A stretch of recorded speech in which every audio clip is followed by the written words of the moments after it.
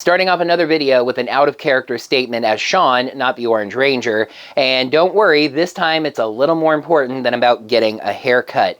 If you happen to notice in this video that my energy is a little bit lower or I'm not as on as I usually am, that's because there's some issues going on in my personal life that unfortunately I'm not at liberty to discuss with the YouTube audience. I will say that I personally am okay. There are just some things going on around me right now that I have to work my way through. I decided to go on with making this video for two reasons. Number one, it provides me a nice distraction from everything going on around me. Number two, I know that it does the same for you. I've gotten lovely comments and emails and things from people who watch my videos talking about how happy my videos make them, laughing at the jokes and cutaway gags that I include, enjoying my analysis of various works of Power Rangers material. And so I know that my content makes other people happy out there, and if I can't smile right now, I can at least work on helping you folks out there to smile. And despite all of that semi-depressing material, I do hope that you will enjoy this video.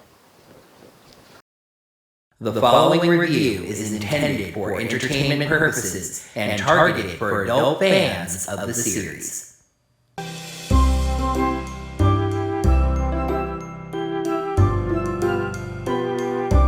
Hello there, heroes. I'm the Ornament Ranger, and welcome to another comically long review. The Omega Rangers nabbed Drakkon and took off. But sometimes when a betrayal takes place, you actually want to stay with the betrayed and see how they're holding up. Let's see how the Mighty Morphin Power Rangers handle this sudden and inevitable betrayal by taking a look at Mighty Morphin issue number 2. Please subscribe to the channel so our videos you can see. Ring the bell notifications so you'll know when the next will be. And if you want to give our channel any of your hard-earned money, Orange Ranger videos, Patreon, coffee, and our merch store over on Teespring. Right, chew. The main cover is pretty striking. The new Green Ranger being grabbed by Putties with Lord Zedd looming overhead behind the title. The Legacy cover, MMPR issue number 58, sees the unmorphed Rangers fighting Putties at a rock show. Note Aisha's perfect plaid. Here's some more of Every Ranger Ever. Hey, there's the legit Orange Ranger, SPD's Cat Ranger. Really neat White Ranger morph here, as it looks like the helmet is being slashed on. Frankie's Comics gets it in pencils. Okay, this is a guess, but I figure we're going to get blank covers in each Ranger's color. Here's yellow. Dan Mora's Zordon concept art is a second printing cover. Eltar Collectibles gets an interesting cover, the White Ranger facing the Omega Rangers, but also the Green Ranger. Heat Seekers gets a poster quality cover, the Green Ranger summoning the Dragon Zord from the sea. But what's going on around the dagger? Music? Over 10,000 years ago, we're apparently on Eltar, but Blue Dude is kneeling in space. A bunch of blue heads float around him. The citizens of Eltar live in fear, but this man, Zordon, can change that. He's proven himself a worthy commander, and they ask him to be Eltar's supreme guardian. This grants him all of their resources, and hopefully, the protection of the power. As if he were anticipating this, he has a request ready, and it's a big one.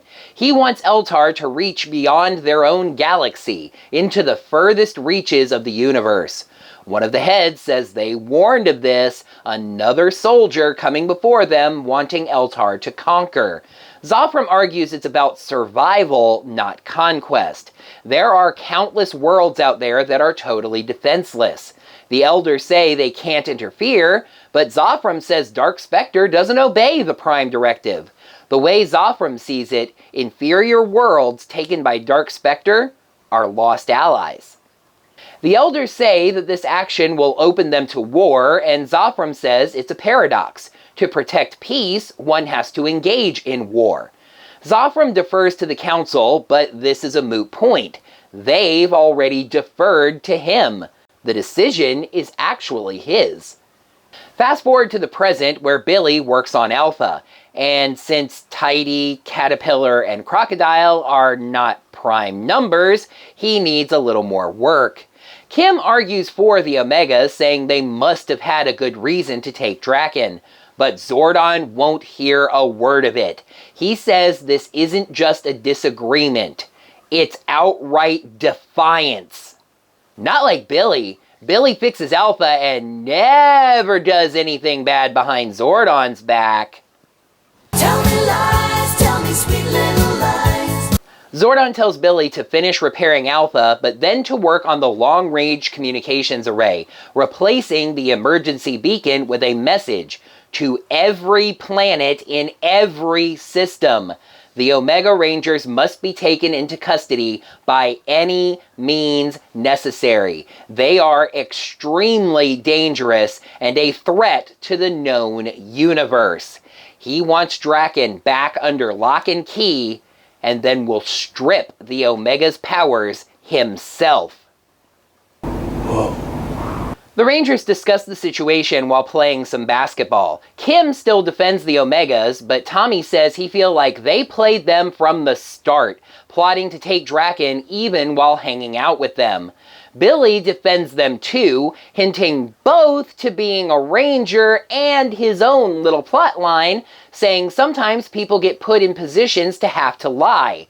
That does not mean they're bad people. Tommy accuses him of siding with them, but he says it's just an observation.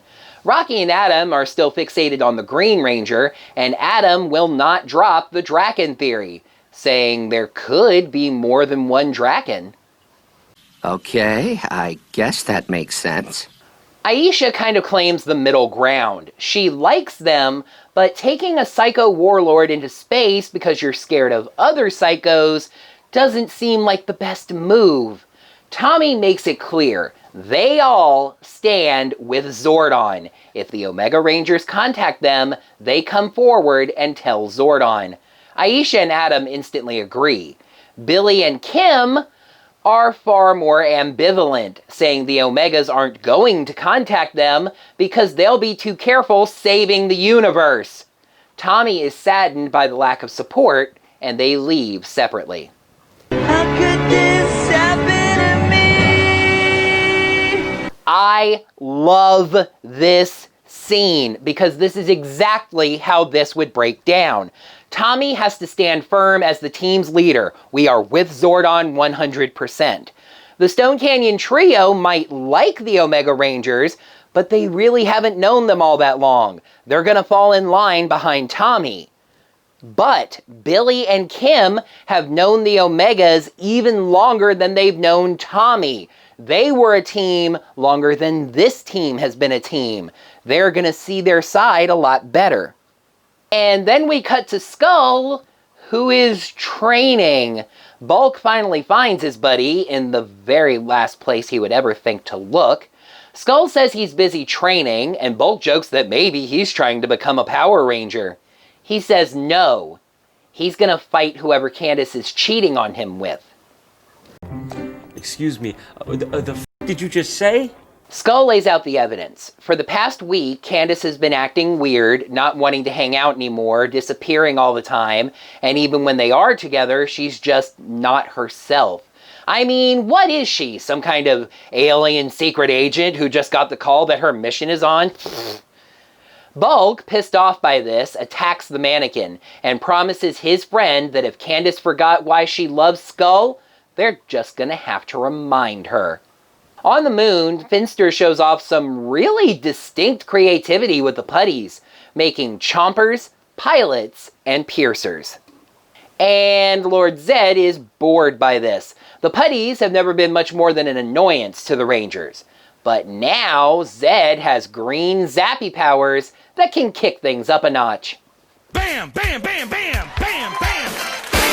When the Rangers have had a bad day, they make themselves feel better by going to the Carnival. Seriously, this is a music festival with an actually really funny band names joke right here.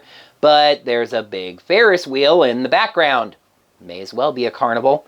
Kim tries to get Tommy to stop pouting about the Omegas for a few hours, but he only promises 30 minutes. Meanwhile, apparently Bulk Skull and Candace also came to the event, but Candace has once again wandered off.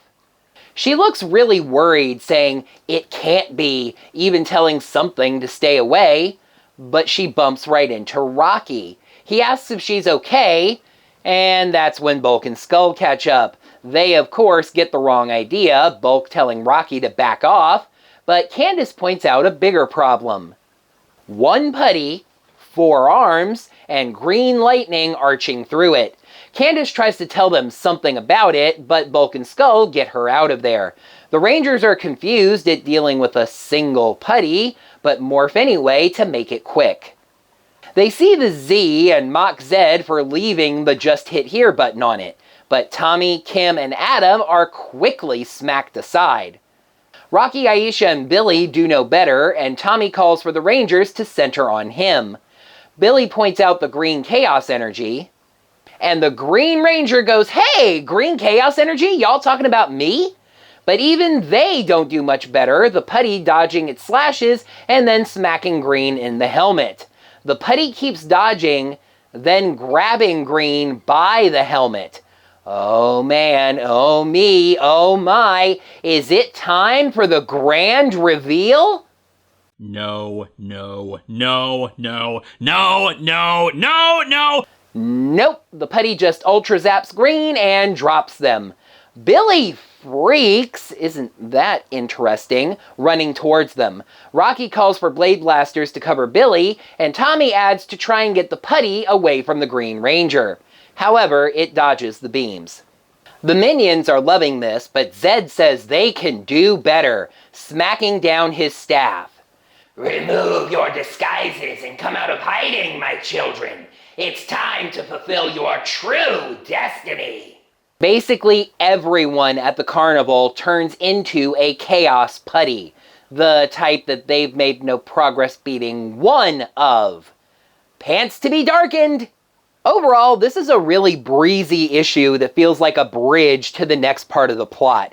The action is quick, but pretty interesting. The real standout of the issue is that scene in the gym, showcasing the slow splintering of the team over what the Omegas did. And by the way, angry, truly pissed off Zordon is really cool to see. Mighty Morphin, issue number 2, gets a 4 out of 5. Next time on a comically long review, the Omega Rangers have successfully taken Drakkon, but what do they plan to do with him? Find out in my review of Power Rangers number 2. That's going to do it for another comically long review. Thank you, heroes, so much as always for watching. Now that the video's done, you can let me know what you thought of this issue, as well as my review of it, down in the comments below. And while you're down there, make sure you smack that thumbs up button and let me know that you enjoyed this video. Heroes, do something today to make yourself smile. Until next time, may the power protect you. Welcome to another comically long review. The Dan Mora's Zordon concept art. Zordon concept art? Dan Mora's Zordon concept art is a... Joel's Art Collectibles gets an interesting cover. The White Ranger facing the... He's proven himself a worthy commander, and they ask him to be Eltar's farting... The minions are...